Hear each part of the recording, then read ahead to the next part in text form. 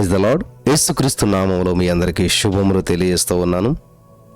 ఈరోజు మనం ధ్యానం చేసుకోబోయేటువంటి వాక్య భాగం నిర్గమకాండం 2వ అధ్యాయం 10వ వచనం. నీటిలో నుండి ఇతనిని తీసి తినని చెప్పి అతనికి మోసే అను పేరు పెట్టెను. స్తోత్రం దేవా సర్వోన్నతుడా. ఈరోజు ఈ యొక్క వాక్యపు వెలుగులో మమ్మల్ని నడిపించి బలపరిచి విత్తబడిచిన వాక్యం వ్యర్థం కాకుండా ప్రతి హృదయంలో నాటబడి నూరంతల పంట అనుభవించిన కృప చూపించమని యేసుక్రీస్తు నామములో ప్రార్థించిన మేము పొందుకొని ఉన్నాం తండ్రి, ఆమేన్. చాలా జాగ్రత్తగా గమనించాలి ప్రియమైనటువంటి సహోదరి స్నేహితులారా. ఇది చాలా అద్భుతమైనటువంటి విషయం ఇక్కడ మనం గమనిస్తూ ఉన్నాం. ఏంటంటే ఐగుప్తులో ఉన్నటువంటి నైలు నదిలో చనిపోవలసినటువంటి మోసేను రక్షించినటువంటి మరి మోసే కుమార్తె గురించి మనం చాలా జాగ్రత్తగా గమనించాలి. ఆ మోసేని రక్షించి ఒక దాదికిచ్చి పెరిగి పెద్దవాడైన తర్వాత తన దగ్గరకు తీసుకొని తన కుమారునిగా చేసుకొని అతనికి మోసే అని పేరు పెట్టినటువంటి ఈ యొక్క ఐగుప్తు కుమార్తె పేరు ఎక్కడ, ఆమె పేరు మాత్రం బైబిల్లో ఎక్కడా రాయబడలేదు. గమనించాలి, మోషేకు పేరు పెట్టింది ఆవిడే, కానీ ఆవిడ పేరు మాత్రం బైబిల్ గ్రంథంలో రాయబడలేదు.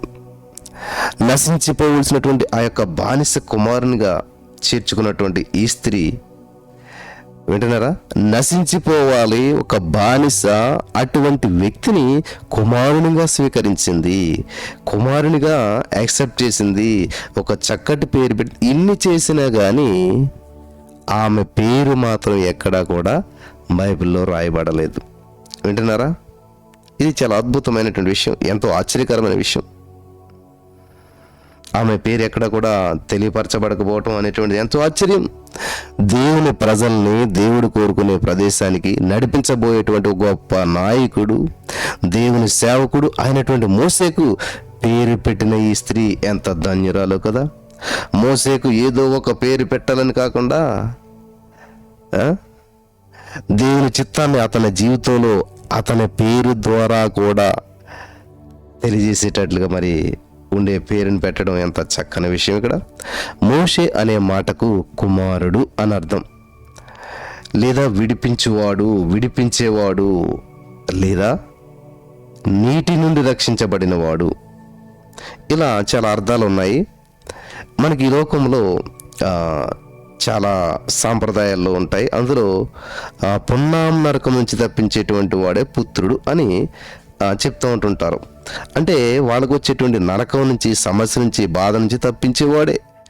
మరి ఒక విధంగా మీరు చూసినట్లయితే వాస్తవంగా ఏలయనగా మన కుమారుడు అనుగ్రహించబడాడు, అనగా మన కుమారుడు ఎవరంటే యేసుక్రీస్తు ప్రభువారు అనుగ్రహించబడ్డాడు. ఆయన ఏం చేస్తాడు, మన ప్రతి పాపం, నరకం, శాపం నుంచి విమోచించేవాడు, విడిపించేవాడు. దేవునికి స్తోత్రం కలుగును గాక. హల్లెలూయా. కాబట్టి మోసే అనే మాటకు అర్థాలు గుర్తుపెట్టుకోండి. కుమారుడు, అలాగే విడిపించేవాడు, నీటి నుండి రక్షించబడినవాడు. ఇక్కడ మరో ఆశ్చర్యకరమైన విషయం ఏంటంటే మోసే అనే మాట హీబ్రూ భాషకు సంబంధించిందిగా భావిస్తారు. హీబ్రూ. మరి ఒక ఐగుప్తు రాకుమారి మరి ఏం పేరు పెట్టాలి? యాక్చువల్గా తన దేవతల పేరు లేకపోతే తన సాంప్రదాయానికి సంబంధించిన పేరు పెట్టకుండా హీబ్రూ భాషకు చెందినటువంటి పేరు పెట్టడం అది బహుశా దేవుని చిత్తమే అయి ఉంటుంది. ఈ యొక్క సంఘటన బట్టి మనం అర్థం చేసుకోవాల్సింది ఏంటంటే దేవుని కార్యాలు జరగటానికి ఎంతోమంది దేవుని చిత్తానికి తమను తాము సమర్పించుకుని కేవలం క్రీస్తు ఇచ్చే ఆ మహిమ కిరీటం ఏదైతే ఉంటుందో దానికోసం మాత్రమే పరిగెడతారు, కానీ వారి పేరు గొప్ప చేయబడాలనో అనేకులకు తెలియబడాలనో కాదు. ఈ క్షణంలో ఎంతమంది వ్యక్తులు దేవుని కోసం రోషం కలిగి జీవిస్తున్నారో నీకు తెలుసా? కనీసం వారి పేరు కూడా బయట ప్రపంచానికి తెలియకుండా, అలా తెలియబడకుండా ఎంతమంది దేవుడు తనకు ఇవ్వబడిన పనిని నెరవేర్చి ఈ లోకాన్ని విడిచి వెళ్ళారో, ఇంకెంతమంది ఇంకా ఆయన యొక్క పనిలోనే ఉన్నారో నీకు తెలుసా? మరి దేవుని యొక్క ఉన్నతమైనటువంటి ఆయన యొక్క ఉద్దేశాలను నెరవేర్చడానికి నీకు అప్పగించబడినటువంటి పనిలో నీ బాధ్యతను చేయడానికి మనుషుల మెప్పును కోరుకోవాలని అనుకోవడం, ఇతరులకు తెలియపరచబడాలని అనుకోవడం ఎంతవరకు మంచిది? దేవుని ప్రేమను, యేసుక్రీస్తు ప్రభు యొక్క వార్తను తెలియజేయడానికి ఎక్కడెక్కడి నుండో ఎక్కడెక్కడికో వెళ్తున్నటువంటి చాలా మంది గురించి ఎవరికి తెలీదు. దేవుని రాజ్య వ్యాప్తి కోసం తమను తాము దేవునికి సమర్పించుకున్నటువంటి వారు కొందరైతే, తమకున్న సంపదనిచ్చేసినటువంటి వారు మరికొందరు. ఇలా ఎంతో మంది కేవలం యేసుక్రీస్తు ప్రభు వారి నామమే తెలియపరచబడాలి అని, కేవలం క్రీస్తు ప్రేమను అందరూ రుచి చూడాలని చెప్పి పనిచేస్తూ ఉంటే, నువ్వు చేసిన పనినో లేకపోతే నిన్ను గుర్తించలేదనో నొచ్చుకుంటున్నావా? ఎంతవరకు సమంజసం? దేవుని వాక్యం చెప్తుంది, ప్రభు మెచ్చువాడే యోగ్యుడు. మరి దేవుడు నిన్ను మెచ్చుకోవాలని ఆశించుగాక. హల్లెలూయా. దేవుడు నిన్ను మెచ్చుకోవాలని ఆశించు, అంతేగాని మనుషుల మెప్పు కోసమో వారి గుర్తింపు కోసమో కాదు. బైబిల్లో ఒక అద్భుతమైన మాట ఉంటుంది.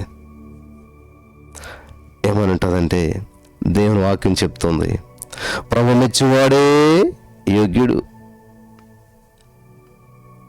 మరి దేవుడు నిన్ను మెచ్చుకోవాలని ఆశించి కానీ మనుషుల మెప్పు కోసమో వారి గుర్తింపు కోసమో కాదు.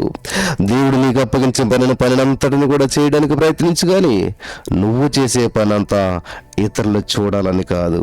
దేవుడు నాకు ఇంకా ఏ పని ఇవ్వలేదులే అని నువ్వు అనుకుంటున్నావా? అయితే ఇంకా నువ్వు ఆయన నీ కోసం కలిగి ఉన్నటువంటి తన ప్రణాళిక ఏమైందో ఎరగలేదు కాబట్టి అలా అనిపిస్తుంది. ఇప్పుడే ప్రార్థించు. దేవుడు తప్పకుండా మరి తన యొక్క చిత్తాన్ని నీకు తెలియజేస్తాడు. యేసయ్యా నీకే వందనాలు, ఇంతవరకు నీ చిత్తం తెలియకుండా సమయం వృధా చేస్తూ జీవించానయ్యా. ఈరోజు నీ వాక్య వెలుగులో మమ్మల్ని నడిపించావు దేవా. ప్రతిదీ నీకు మహిమార్థంగా దేవా, నువ్వు అప్పగించిన పనిని, నువ్వు చేయమన్న పనిని అలసట లేకుండా చేయటానికి కృప చూపించి నడిపించి బలపరచండి. విత్తబడిన వాక్యం వ్యర్థం కాకుండా ప్రతి రోజులో నాటబడిన 100 పంట ఇచ్చినందుకు వందనాలు చెల్లిస్తూ యేసు నామములో ప్రార్థించి పొందుకొని ఉన్నాం తండ్రి. ఆమేన్.